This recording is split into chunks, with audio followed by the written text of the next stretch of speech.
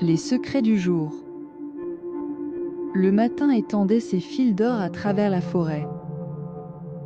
Le soleil versait sa lumière entre les feuilles, comme des rubans brillants. Dans le creux du repère de l'étoile creuse, les murs de cristal ne scintillaient plus sous la lune.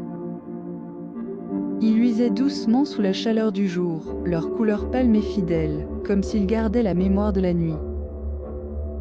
Yuno s'éveilla. Sa queue frissonna, ses pattes s'étirèrent, et ses oreilles frémirent au chant des oiseaux matinaux.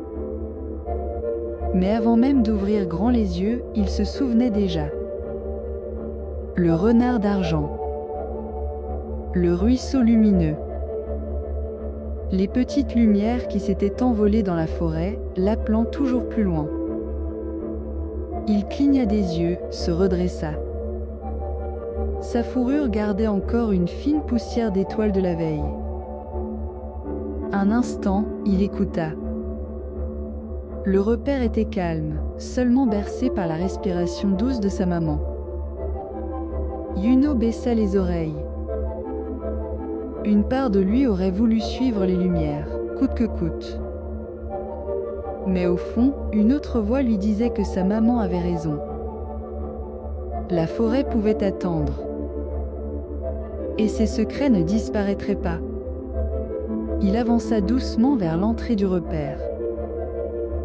Dehors, l'air sentait la rosée, la mousse et les fleurs écloses. Quand Yuno franchit le seuil, il s'arrêta, émerveillé.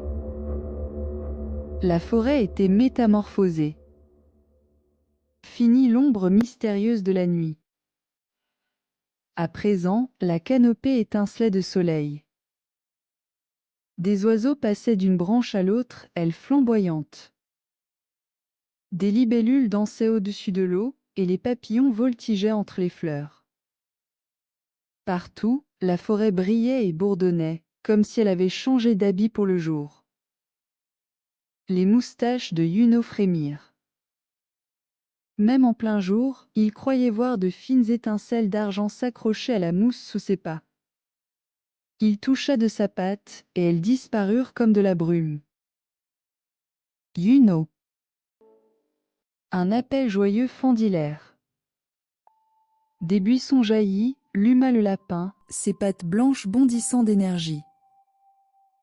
Ses oreilles dressées battaient l'air, et son museau frétillait. Enfin réveillé. Viens, viens jouer. Yuno leva la queue. Mais avant qu'il ne réponde, une petite voix timide s'éleva. J'avais dit de ne pas crier. Des fougères sortit Pico le hérisson, rondelait, se frottant les piquants d'un air nerveux. Pourtant, son sourire trahissait sa joie. Bonjour, Yuno. Un battement d'ailes brusque éclata au-dessus d'eux. Bonjour. Plutôt bon éclat. Regardez-moi ça, il brille encore. Un éclair de plumes noires et blanches descendit, Miralapi.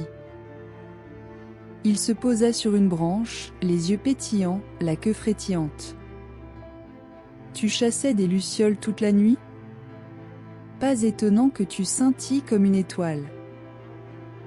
Yuno baissa la tête, gêné. Ce n'était pas des lucioles. Murmura-t-il. Mira pencha le bec, faussement sérieux. Oh non, bien sûr. Tu poursuivais sûrement la lune elle-même. Tous éclatèrent de rire, même Pico. Les oreilles de Yuno chauffaient, mais avant qu'il proteste, une silhouette élégante s'avança dans la lumière. Grande et gracieuse, Fern la jeune biche entra dans la clairière. Son pelage brun doré brillait au soleil, et ses yeux profonds semblaient tout comprendre. Elle se pencha pour frôler Yuno d'un museau tendre.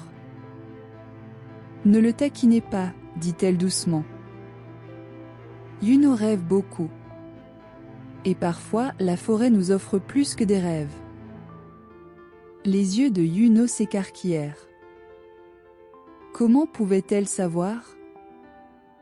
Voulait-elle parler du renard d'argent et du ruisseau? Mais déjà, Luma bondissait à nouveau devant lui. Viens! Jusqu'au tapis de mousse, on fait la course, cria-t-il.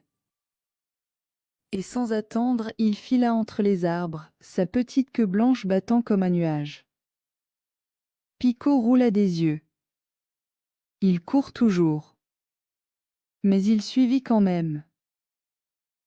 Mira s'élança dans les airs, le dernier arrivé est un crapaud. Yuno hésita à peine, puis partit après eux, ses pattes effleurant la mousse.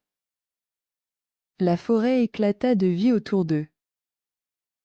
Les fleurs s'ouvraient en passant, lançant des nuages de pollen doré. Les oiseaux s'envolaient dans des cercles joyeux.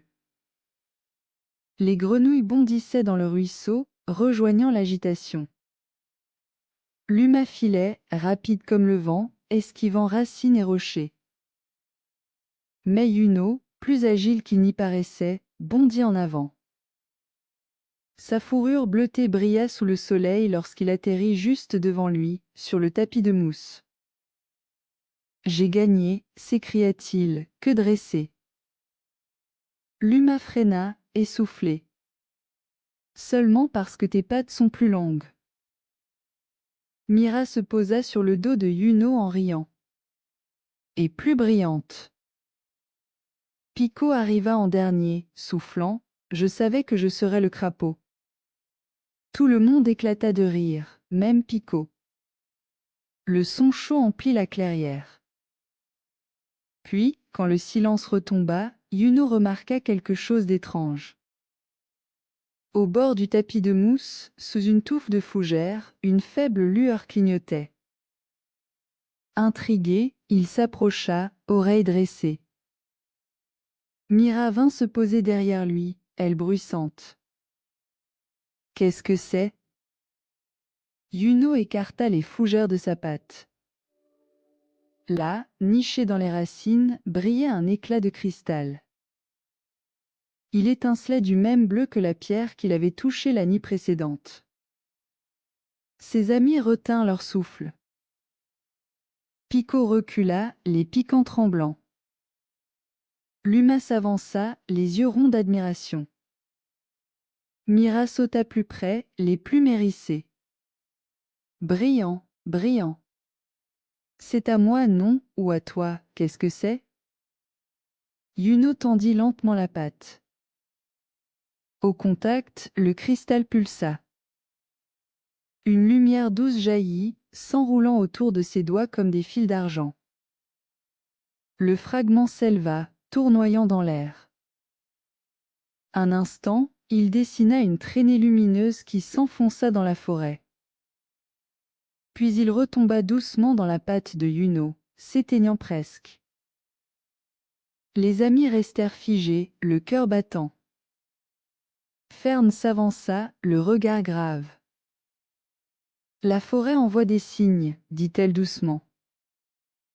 Mais seulement quand elle veut être suivie. » Le poil de Yuno se hérissa. C'était la même sensation que la nuit dernière, celle d'une forêt qui chuchotait tout autour de lui. Le cristal pulsa encore, faible mais constant. Comme une promesse. Comme un appel. Yuno leva les yeux vers ses amis. Luma bondissait d'impatience. Mira brillait d'excitation. Pico tremblait mais ne fuyait pas. Et Fern le regardait, calme et compréhensive. La voix de sa maman résonna dans son souvenir. Certains secrets se révèlent seulement quand tu es prêt. Était-il prêt? Le cristal s'assombrit, comme s'il cachait sa lumière. La forêt retrouva ses bruits joyeux, et le moment s'effaça. Yuno reposa doucement le fragment sous les fougères. Il se tourna vers ses amis, un petit sourire aux lèvres. « Allons jouer, dit-il simplement. Mais au fond de lui, il le savait. Quand la nuit reviendrait, les lumières aussi. Et cette fois, il ne serait pas seul.